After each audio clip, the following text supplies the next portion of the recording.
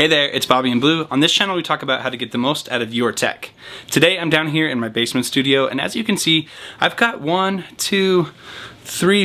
H-series Bambu Labs printers. Down here on the end there's an H2D, this one is an H2S, this one is an H2C, and this one is an H2C2, but no relation. And you may have noticed that in between them there's a gap right over here.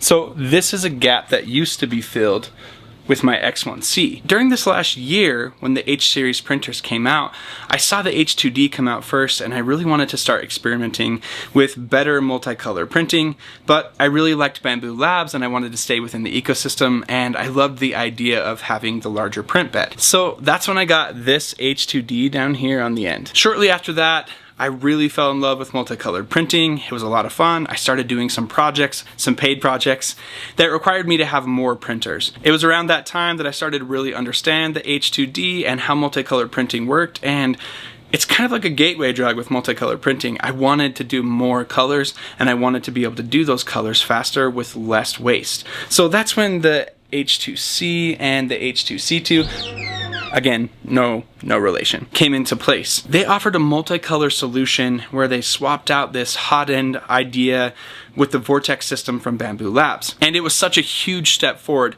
A lot of the same things that I loved about the H2 series printer, a similar size, larger print bed, and the ability to do multicolor in an easier, faster way. So I continued my way down the 3D printer rabbit hole, starting with this, or what used to be here, my X1C, graduating into the H2D, then coming around to the H2C, and then realizing that I needed the ability to print single color prints as well. I started getting some paid orders at that time that were fairly large.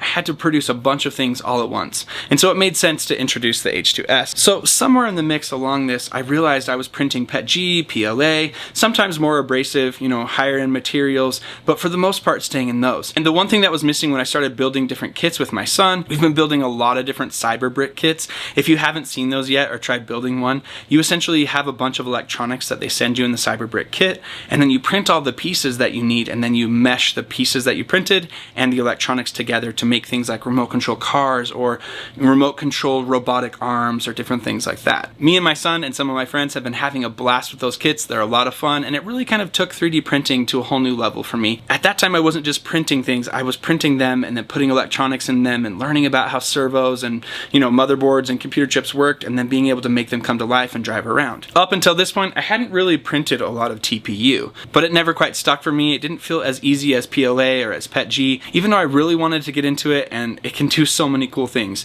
And so I kind of always had that in the back of my mind. I wanted to be able to print TPU better for things like tires or other elements that we've been wanting to put into these Cyberbrick kits and be able to build new things. So I kind of just put it on the back burner, and I would occasionally do TPU when I needed it, but I wanted a better way to be able to do TPU all the time. So while the H2D, H2S, and the H2C were coming out, there was another company that kind of flooded the internet with a bunch of people talking about multicolor. I mean, there's more than one, Prusa as well, but Snapmaker put out the U1 around this time as well. And it was a multicolor printer, up to 4 colors, and it used, instead of just changing out the nozzles like the H2C, it actually changed out the entire tool head. But it was in Kickstarter or some kind of backing campaign, and I wasn't really sure about it. It also was priced drastically lower, and so I wondered about like quality, or if these ones are overpriced, or if that one was underpriced. And I wasn't sure, but I also saw a lot of great things coming out of it, and a lot of people talking about it said that there was a lot of really great things about it. So recently the U1 came back into regular stock, not any of this, crowdfunding campaign stuff that they'd been doing. They brought it onto their website as actually in stock and ready to ship. Right around that time, they had a bunch of creators make videos about it, and I ended up watching the 3D Print Zone video. If you haven't checked out the 3D Printing Zone, definitely check out their channel. I'll link it below. Just awesome, great look into what 3D printing is and what you can do with it. Love the channel. They had a video come out that was a comparison between the H2C and the Snapmaker U1. He goes over the different pros and cons of each of the machines. If you haven't watched the video, definitely check it out. I'll link it below. But one thing that he called out in the video that I really loved, that kind of stuck with me, was the ability to use TPU on the Snapmaker U1. It doesn't use any kind of, AMS system or any kind of multi-material thing. It actually has external rolls on the outside that are fed directly into a single toolhead. One roll is fed into one toolhead. No AMS, nothing in between. which he calls out in the video makes it really great for multicolor TPU printing. All of the TPU printing that I've done has been a single part in a single color, and it's mostly the time like a tire or a seal. It's called out in the 3D Print Zone video. He has this cool mini Nike sneaker that he prints in multicolor TPU. And so back came all these thoughts and feelings about wanting to print TPU better and being interested in figuring it out, but with a new layer of coolness, being able to print multicolored TPU. So this way, I not only can solve the problem of this nice whole area where a printer obviously needs to go, but I get the chance to play with a different printer from Snapmaker, the U1, figure out the pros and cons and really look into what this printer can do. And I get to put it head to head with the H2C here and kind of figure out where each of their strengths are and how I can use them in my workflow and in the products that I sell. So in just a few minutes, or maybe a couple of hours, who knows, the Snapmaker U1 will be here. I've cleared off this area on my table for it, but I've got to get my tables aligned here so that it has a nice level surface to go on. I've got a new product for my Etsy shop that I want to put up, that I want to create and model, and then use this multicolor TPU to be able to print and bring to life. I'm pretty excited to check it out and to see what the Snapmaker U1 can do when it comes to multicolor TPU. It's here!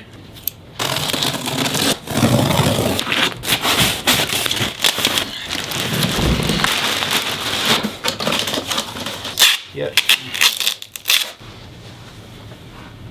Alright, so we got the Snapmaker all unpacked and put up here on the table. I leveled out my table just before that so that these are no longer mismatched, so it's nice and level. Now I think we're going to put on the side pieces that will feed the filament in and then start putting in the tool heads.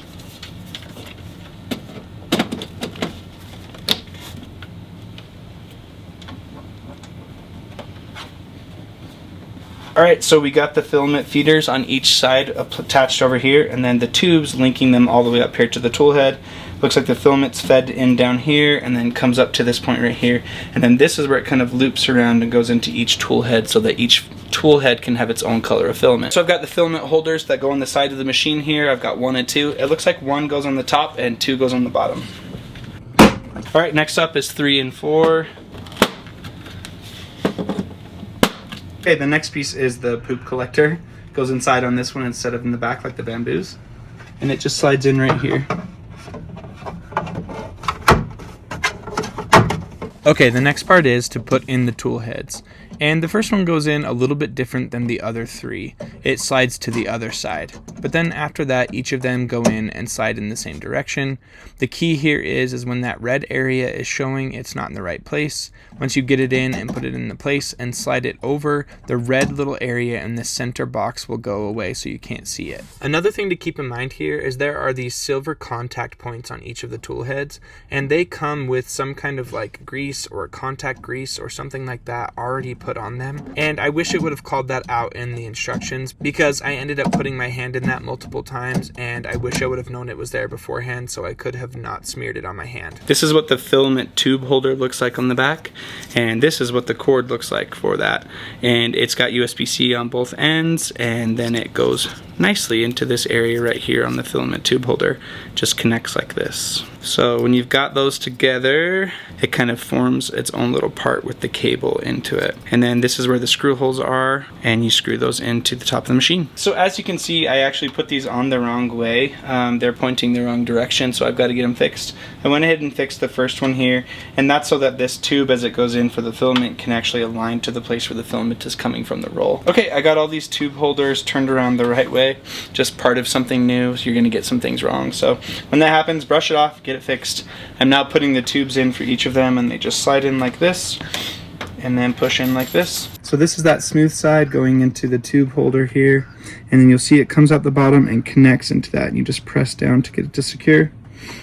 This is that tapered side. There's just kind of like a small taper to it. It's kind of hard to see on camera, but that's the taper side that goes into the tool head, and it too just goes in and pushes in like this. As you can see here, all of this is kind of a cord mess, I guess is the best way to say it. It's tubes and power or data cables, and it's a mess right now. So we're going to use these clips right here. There are 6 there are 3 different clips for each one of these, and each one gets 3, and it helps just clean this up so that it's not a mess anymore, so that they all can move together with both the power/data cable and the filament tube itself. Okay, so that's looking better and a lot more managed. The cable looks like it'll stay with the tube now. And with that, you can see we've completed the steps here, and it says that we get to plug it into power now and start the process with the machine turning on with power. So here we go. It's all plugged in now, and it's just booting up. I plugged it all in, I set up my account and signed in, and I binded the printer to my account.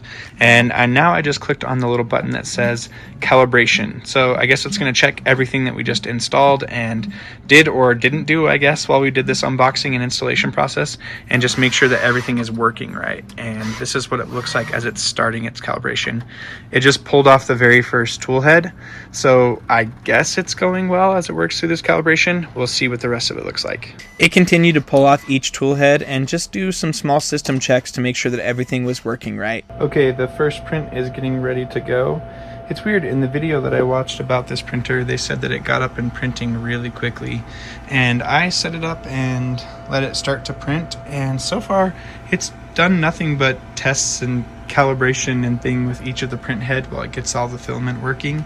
And it's probably been like 20 or 25 minutes, so I'm not sure if this is just because it's its first print or what. So it's been a couple of days, and I've been using the Snapmaker U1 and doing some test prints and putting it through its paces. This is definitely not a full review video. Right now I want to focus on my first impressions. The unboxing and setup process is very similar to the Bambu unboxing and setup process. There was a couple of extra steps that kind of were all centered around feeding the different material to the tool heads, and since there are 4 of them, it took a little bit different setup compared to like the AMS on the Bambu Labs. First up, it's packaged really well, and the unboxing process is really solid. Next up is the setup. The setup seemed very thought through and well planned.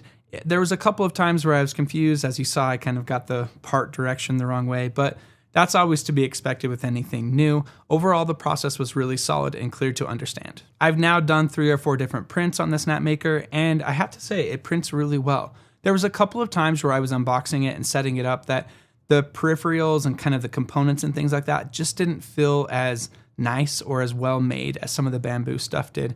And that had me a little bit worried. And I did go through some troubles with getting the slicer and the software to work right for it to recognize the printer.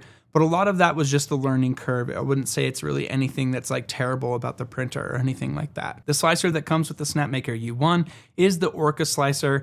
It's kind of configured or tooled towards this particular 3D printer. But if you're a Bambu Labs user, you're going to notice a lot of similarities because Bambu Labs slicer is also based off of Orca. Overall, the setup and the use of the slicer itself, I would say, is just a little bit more clunky than I'm used to with my Bambu Labs printers. And it kind of reminds me of the early days of really any of the slicers for the different 3D printers that I've tried.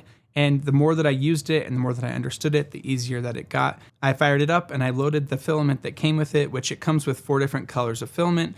I don't know if it's different for each one, but for my case, it was black, red, yellow, and white. And it comes with a little demo print on there that's got this 3D printed dragon. And I printed it out just to check out what the multicolor capabilities of this printer were. And I wasn't really sure what to expect. From the videos that I'd watched and the things that I'd seen, a very similar result to the H2C is what most people were getting. And I'm happy to say that that's absolutely what I got out of this printer. Not only did the prints look really good, in fact, I printed the same thing between the H2C and on the Snapmaker, and I honestly really couldn't tell the difference between them. I did have a little bit of stringing on the Snapmaker print, but that could just be because the filament needs to be dried, and it was pretty minor overall. So when it comes to the result, not only did it print very similar quality, if not the same, but it also did it in less time. The Vortex system on the H2C is able to change the heads out really quickly. The changing of the heads is actually not that slow. The part where the Bambu Labs printers slow down is the part where the filament is retracted from one color and then put back in the other. Because even though it has an AMS on the top of the machine that feeds multiple colors,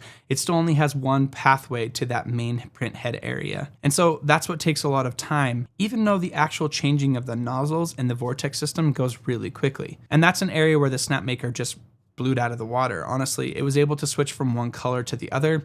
I don't know, somewhere around 5 seconds versus somewhere around 30 seconds for the Bambu Labs change out to occur. And depending on your print, that might not matter a bunch because say there's minor color changes, it's only gonna add a little bit of time. But if you have a multicolor print that's changing colors literally multiple times inside of the same layer, that's where you're gonna really start to see the speed of the Snapmaker U1 kind of pull away. So there's no denying that it's definitely prints faster for multicolor prints than the H2C, and the price is actually better on it as well. I do have some reservations about what the long-term, replacement part plan looks like for it. And I do have some reservations about its overall quality when it comes to the products and peripherals that are put into this printer.